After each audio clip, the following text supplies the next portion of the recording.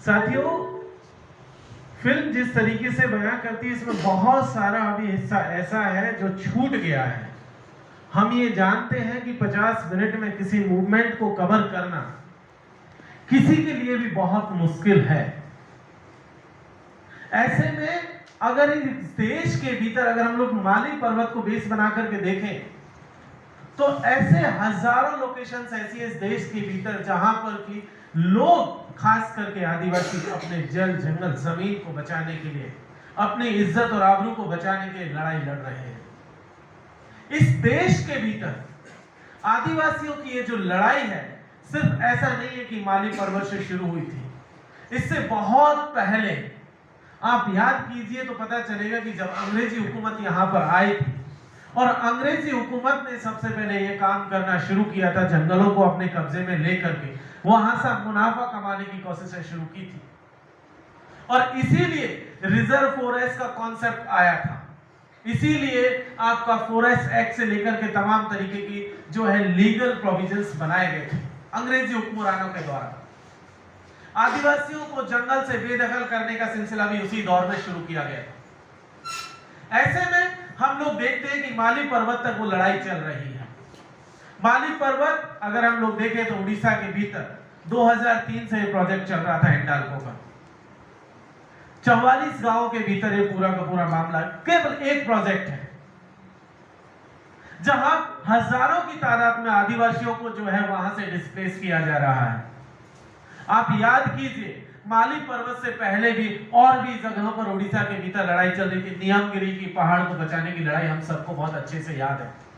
आपको याद होगा कि किस तरीके से पोस्को के खिलाफ जो है जगजीवनपुर डिस्ट्रिक्ट के भीतर उड़ीसा और उसी इलाकों में आदिवासी वहां पर लड़ाई लड़ रहे थे। आपको याद होगा कि छत्तीसगढ़ के भीतर हसदेव को बचाने के लिए भी लड़ाई आज तक जारी है। आप बिल्कुल मत भूलिए कि इस देश में एक बड़ी पार्टी जब पूरे देश के भीतर दक्षिण से लेकर के उत्तर तक एक पदयात्रा कर रही है, उसी समय पर छत्तीसगढ़ के आदिवासी भी हसदेव को बचाने के लिए एक पदयात्रा करना चाहते थे, लेकिन उन्हें उस पदयात्रा करने से रोक दिया गया उसी पार्टी के नेताओं के द्वारा, उसी पार्टी की सरकार के द्वारा जिसका नाम कांग्रेस है।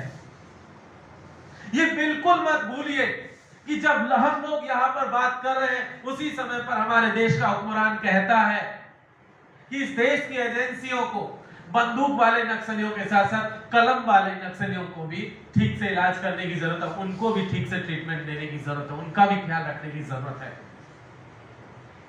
ये जो बंदूक वाले नक्सली के साथ साथ कलम वाले लोगों को जो जोड़ा गया इसको भी समझना बहुत जरूरी है। कौन लोग हैं कलम वाले लोग? इन्हें तो सबको कह दिया गया कि ये तो बंदूक वाले लोग हैं, जबकि इनका नक्सलियों से कोई लेना देना नहीं है। ये सिंपल आदिवासी लोग हैं जो अपने रिसोर्सेज को बचाने की लड़ाई लड़ रहे हैं। लेकिन आज की तारीख में हम लोग देख रहे हैं कि लगातार सरकार जो है, जो लोग सरकार के खिलाफ में खड़े होते हैं, विरोध में आवाज उठाते हैं, उन्हें नक्सली कह देना सबसे आसान चीज है। जिस तरीके से मुसलमानों को आतंकी कह देना सबसे आसान हो गया सरकारों के लिए, उसी तरीके से आदिवासियों को नक्सली कह देना सबसे आसान चीज है। जो लोग यूनिवर्सिटीज में पढ़ते हैं, अलग अलग इंस्टीट्यूट में रह करके काम कर रहे हैं पढ़ने लिखने का, जो लोग सरकार के खिलाफ में लोगों के हित में, लोगों के इंटरेस्ट को प्रोटेक्ट करने के लिए जो बात कर रहे हैं, लिख रहे हैं, पढ़ रहे हैं, बोल रहे हैं, उन सबको सरकार कलम वाला नक्सली कह रही है। इससे पहले भी कुछ और तमगे आप सबको दिए गए थे। आप जिस विश्वविद्यालय में पढ़ते हैं उसे टुकड़े टुकड़े गैंग का अड्डा कहा जाता है। इन्हीं के कुछ लोगों को खान मार्केट गैंग कहा गया, कुछ और लोगों को अलग अलग उपाधियां दी गई। उससे पहले यहीं से एक सब इसके लिए और गढ़ा गया था जिसे अर्बन नक्सल कहा गया था। हर बार एक चीज कही जा रही है कि जो संघर्ष वहां चल रहा है उस संघर्ष को बंदूक के बल पर, पुलिस के दम पर और उसके साथ साथ मिलिट्री फोर्सेस के दम पर वहां पर क्रश कर दिया जाए, और यहां पर भी जो मूवमेंट चल रहे हैं उसके साथ में सॉलिडारिटी में जो लोग खड़े हुए उसको भी क्रश कर दिया जाए, उस मूवमेंट को भी खत्म कर दिया जाए, उनकी सॉलिडारिटी में जो लोग खड़े हुए उनके ऊपर भी अटैक किए जाए। आप याद कीजिए झारखंड का नेतरहाट 1954 से लड़ाई चल रही थी।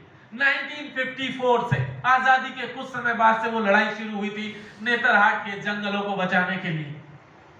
और वो अब जाकर के 2022 में जाकर के खत्म हुई है वो लड़ाई। लगभग झारखंड का नेतरहाट का आदिवासी लगभग 70 साल उस जमीन को बचाने के लिए लड़ा, 70 साल। और 70 साल के बाद आदिवासी उस जमीन को बचा ले गया किसी तरीके से।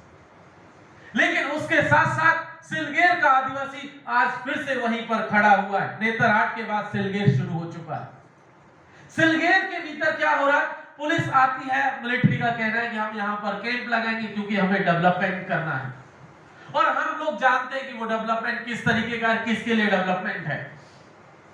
जब दिल्ली के भीतर किसान आंदोलन चल रहा था, उसी तर्ज पर छत्तीसगढ़ के भीतर सिलगेर के आदिवासियों ने भी अपनी आवाज बुलंद की थी कि सीआरपीएफ को हम अपने इलाकों में और कैंप नहीं लगाने देंगे।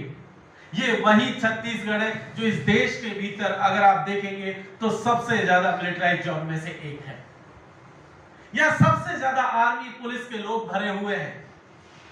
पूरे देश में शायद ही कोई दूसरा हिस्सा है जम्मू के अलावा जहां पर इतनी पुलिस, भारी तादाद में पुलिस और आर्मी के जवान मौजूद हैं। क्या कर रहे हैं झारखंड और छत्तीसगढ़ के भीतर पुलिस के जवान? किसका डेवलपमेंट करने के लिए गए हैं? ऐसा क्या है कि सरकार जिसका विकास करना चाहती है वही लोग उनके खिलाफ में खड़े हो जाते हैं? हमने देखा किसानों को, सरकार ने कहा कि हम इनके फेवर में जो बिल लेकर के आ रहे हैं, किसानों ने कहा कि हमें सरकार का ये जो हमारा भला करने वाली पॉलिसी है नहीं चाहिए। किसानों ने बगावत की, विरोध किया, आंदोलन चला, 700 से ज्यादा लोग शहीद हुए। इसी तरीके से आदिवासियों को भला करने के नाम पर सीआरपीएफ से लेकर के तमाम अलग अलग फोर्सेस के कैंप इंस्टॉल किए जा रहे हैं। पिछले ही साल लगभग 14 से ज्यादा मिलिट्री कैंप अकेले बस्तर डिवीजन में खोले गए थे। नए कैंप खोले गए, जो पहले से एग्जिस्टिंग है वो तो है ही, उसके अलावा खोले गए। इसी तरीके से बस्तर के बाहर भी मिलिट्री के नए नए कैंप खोले गए। झारखंड में भी लगातार नए नए पुलिसिया कैंप का सिलसिला लगाने का सिलसिला जारी है। आखिर ऐसा क्या है? झारखंड, छत्तीसगढ़, मध्य प्रदेश को भी बिल्कुल मत भूलिए। मध्य प्रदेश के आदिवासी इलाकों में भी इसी तरीके की पॉलिसी जारी है, वहां पर भी पुलिसिया कैंप जो है लगाए जा रहे हैं। इसी साल फरवरी में मध्य प्रदेश सरकार का बजट आता है। बजट में कहा गया कि हम आदिवासियों के भीतर से कुछ जो है वॉलेंटियर पुलिस भर्ती करेंगे, 25,000 रुपए पर महीने पर वॉलेंटियर पुलिस। इसका सरकार के पास कोई रिकॉर्ड नहीं होगा। लोकल लेवल पर लोकल एडमिनिस्ट्रेशन जिसको चाहे उसको भर्ती कर लेगा और जैसे चाहे यूज करेगा। ये खास करके पॉलिसीज लाइए, आप बिल्कुल मत भूलिएगा। जब ऑपरेशन ग्रीन हंट चला था, ऑपरेशन ग्रीन हंट में सलवा जुड़ूम के नाम से एक नया ग्रुप तैयार किया गया था। आदिवासियों को हायर किया गया, उन्हीं को हथियार दिए गए ताकि वही अपने बाकी के आदिवासियों के खिलाफ खड़े हों और उनको मारने का शुरू कर दें। सेम यही पैटर्न इस बार मध्य प्रदेश सरकार ने चुना है। आप बिल्कुल मत भूलिए कि इसी तरीके से गुजरात के भीतर जिसे हम स्टैच्यू ऑफ यूनिटी कहते हैं, वो दरअसल स्टैच्यू ऑफ डिस्प्लेसमेंट है। लाखों की तादाद में उस इलाके के भीतर आदिवासियों को डिस्प्लेस किया गया।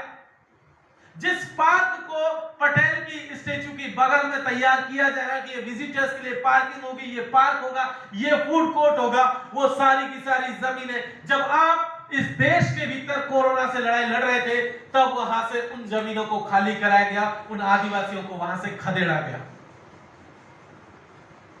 आप ये बिल्कुल मत भूलिए कि किस तरीके से बिहार के भीतर इसी कोरोना के दौरान कैमूर के भीतर आदिवासियों को उजाड़ा गया। कहा गया कि यहां पर रिजर्व फॉरेस्ट बनेगा जहां पर कि बाहर से बाघ और चीते लाए जाएंगे,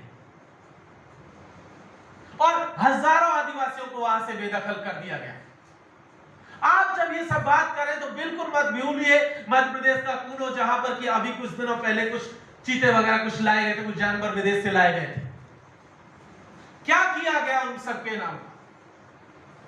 दरअसल रिजर्व फॉरेस्ट के नाम पर या माइनिंग के प्रोजेक्ट्स के नाम पर, डैम के नाम पर या किसी अदर नाम पर लगातार आदिवासियों की जमीनों को छीना गया।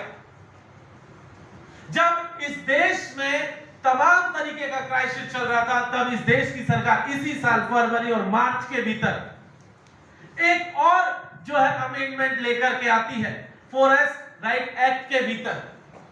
और उस अमेंडमेंट में कहा गया कि पेसा 1996 जो ट्राइबल्स को राइट्स देता है, ट्राइबल्स की ग्राम सभाओं को राइट्स देता है कि वो अपने एरिया के भीतर लोकल एडमिनिस्ट्रेशन की उनकी जिम्मेदारियों, उनके साथ साथ और बाकी की पावर्स होंगी, उन एक्ट्स को वायलेट करने के लिए नया जो है अमेंडमेंट लाया गया। कहा गया कि डिस्ट्रिक्ट एडमिनिस्ट्रेशन अगर डिस्ट्रिक्ट एडमिनिस्ट्रेशन चाहे तो कुछ चीजों में वायलेशन कर सकता है। अब आप सोचिए, जब डिस्ट्रिक्ट एडमिनिस्ट्रेशन किसका है? आदिवासियों के केस में तो यह कहा गया, शेड्यूल 5 पेसा 1996 एक बात कहता था, ना विधानसभा ना लोकसभा, सबसे बड़ी ग्राम सभा। तो फिर ये डिस्ट्रिक्ट एडमिनिस्ट्रेशन कहां से आ जाता है बीच में? कौन है डिस्ट्रिक्ट एडमिनिस्ट्रेशन के लोग? ये वही लोग हैं जो सरकार की ओर से या करोड़पतियों की ओर से, कंपनियों के ओर से दलाली करने के लिए वहां पर बैठे हुए हैं।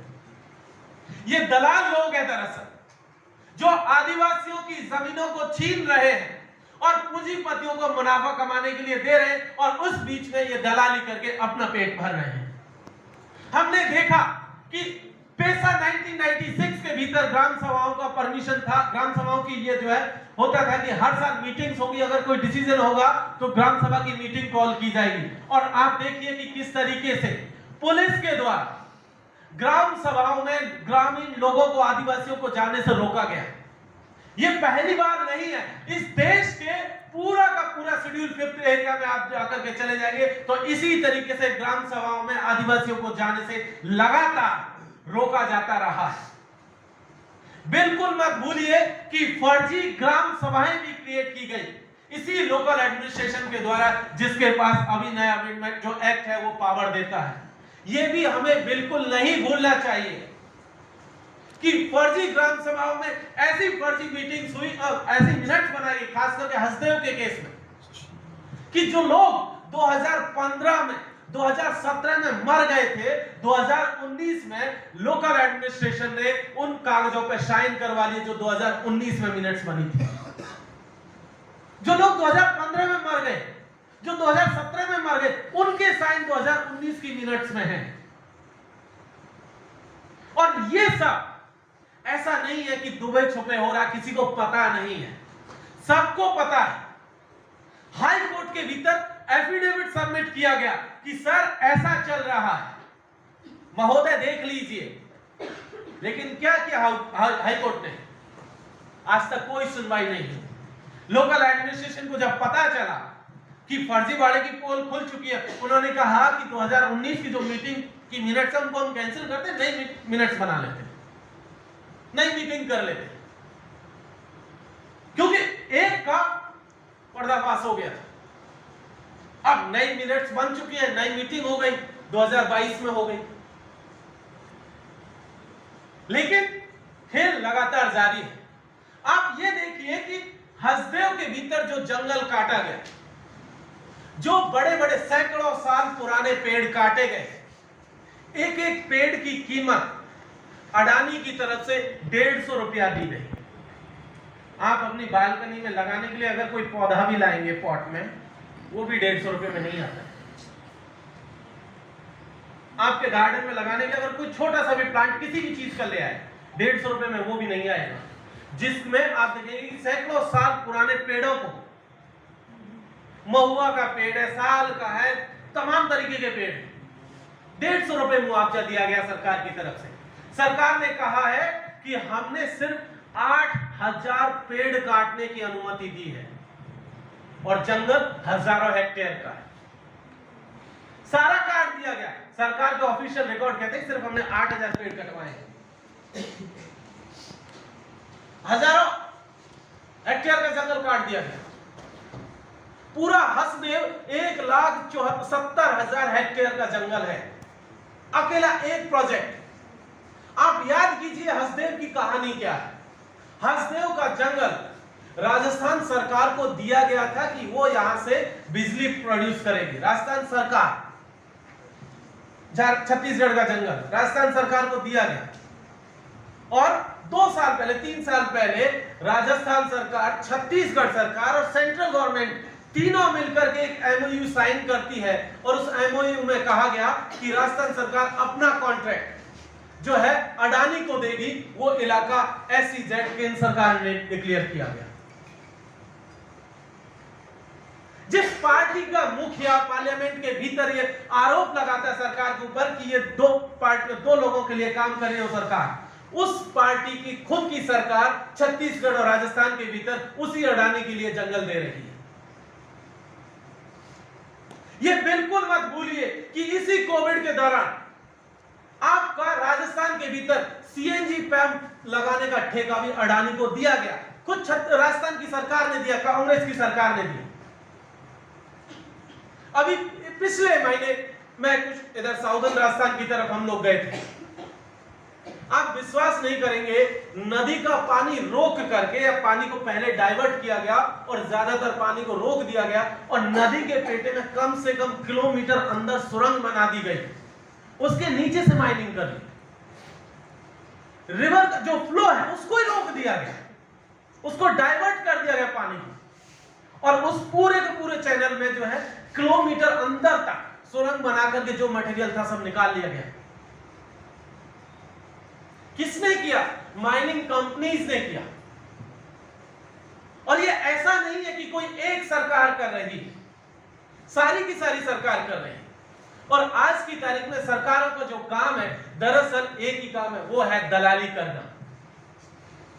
जितने भी कॉर्पोरेट्स हैं उनकी दलाली के अलावा सरकार कोई भी दूसरा काम आज की तारीख में नहीं कर रही है। जो व्यक्ति ये वादा करके आया था कि मैं देश नहीं बिकने दूंगा, वो लगातार एक के बाद एक तमाम पब्लिक सेक्टर यूनिट्स को, PSUs को लगातार बेच रहा है। उसने सब कुछ बेच दिया, कुछ भी नहीं छोड़ा है। ऐसे में आदिवासियों के पास लड़ने के अलावा कोई दूसरा विकल्प नहीं है। जिस लड़ाई को आज माली पर्वत के आदिवासी लड़ रहे हैं, इसी लड़ाई को आज से 100 साल पहले 1910 और 1911 के भीतर कोमरम भीम ने भी लड़ा था। और उसने इसी औरंगाबाद और उड़ीसा इन सब के हिस्सों में जाकर के एक नारा दिया था, जल जंगल और जमीन का नारा, जिसको आप जगह जगह पर लगाते हो। पहली दफा वो नारा इसी इलाके से आता है, कोमरम भीम उस नारे को लगाते हैं। ये जो जल जंगल जमीन की जो लड़ाई है, आप देखेंगे तो पाएंगे थ्रू आउट हिस्ट्री में लगातार आदिवासी लड़ रहा है। सरकार उसे नक्सली कहे या कोई कुछ और कहे, लेकिन वो दरअसल इस देश की संपदा को बचाने के लिए लड़ रहा है, इस देश के रिसोर्सेज को बचाने के लिए लड़ रहा है। क्योंकि वो एक चीज जानता है बहुत अच्छी तरीके से कि अगर इन रिसोर्सेज को नहीं बचाया गया तो एक दिन कुछ नहीं बचेगा। अभी जब साउथ राजस्थान से मैं आया था, मैं देख रहा था कि पूरा साउथ राजस्थान, क्योंकि इसी शेड्यूल 5 एरिया के अंतर्गत आता है, वहां पर बहुत बड़ा जो है सागवान का जंगल है। वो क्योंकि शेड्यूल 5 का एरिया है, आदिवासी वो जंगल में किसी को नहीं घुसने देते। पूरा सागवान का जंगल खड़ा हुआ है, लेकिन इस बात से आदिवासी डरे हुए हैं कि पता नहीं ये कब तक और खड़ा रहेगा, हम कितने दिन इसको बचा पाएंगे वो नहीं जानते हैं। वो हर रोज डरते हैं। जैसे ही पुलिस आती है, प्रतापगढ़ के भीतर जहां मैं इस इलाके में गया था, क्योंकि हम लोग 4 व्हीलर से थे, 4 लोग थे, 4 व्हीलर देख करके दूर से जो लोग देख रहे हैं, वो जैसे जैसे गाड़ी के नजदीक जाएंगे वो अपने घर में छुपते हुए चले जाएंगे। और जैसे आप उनके पास रुकेंगे वो आपसे बात करने के लिए नहीं आएंगे, वो भाग जाएंगे। बच्चे देख करके आपको रोने लगते हैं। जब पूछा गया कि क्या मसला है, ऐसा क्यों है, बोले कि इनकी दुनिया यहां से 5 किलोमीटर या 10 किलोमीटर दूर जो उनका लोकल कस्बा है वहीं तक है। इन्होंने ना गाड़ियां देखी है, ना इस तरीके के कपड़े पहने हुए लोग देखे। दूसरा यहां पर एक और संकट है कि यहां पर जो लोग हैं, तस्करी करने वाले लोग बहुत आते हैं, जो लगातार लड़कियों की, छोटे बच्चों की तस्करी करते हैं, ऑर्गन्स की तस्करी करते हैं। इसलिए ये लोग, जैसे कोई बाहर से कोई गाड़ी आती, कोई व्यक्ति आता है, तुरंत ये लोग अपना या तो जंगल में भागते हैं या घरों में भागते हैं, या वो जो जगह उन्हें सेफ लगती है वहां भाग करके चले जाते हैं। ये बात हम लोग करें 21st सेंचुरी की, जब दुनिया को कहा जा रहा है कि वो मंगल ग्रह पर चली जाए, तब इस देश का आदिवासी अपने रिसोर्सेज को बचाने के साथ साथ अपने अस्तित्व को भी बचा रहा है। और इसीलिए अगर हम लोगों को ये चीज जान लेनी चाहिए कि अगर आदिवासी नहीं बचा तो ये यकीन मान लीजिए कि आप देश को भी नहीं बचा पाएंगे, क्योंकि इस देश के जितने भी रिसोर्सेज हैं ज्यादातर आदिवासी जो डोमिनेंट एरिया है उन्हीं सब में बचे हुए हैं। आपने दिल्ली जैसे शहर में जंगल को काट करके कंक्रीट के जंगल खड़े कर दिए। बॉम्बे देख लीजिए, आरओ का जंगल फिर से काटा जा रहा है नई सरकार के आने के बाद। तमाम रिसोर्सेज को इसी तरीके से लूटा जा रहा है और इसीलिए मुझे लगता है कि हमें आदिवासियों के हक में अपनी आवाज को बुलंद करना चाहिए। बहुत बहुत शुक्रिया। इंकलाब जिंदाबाद।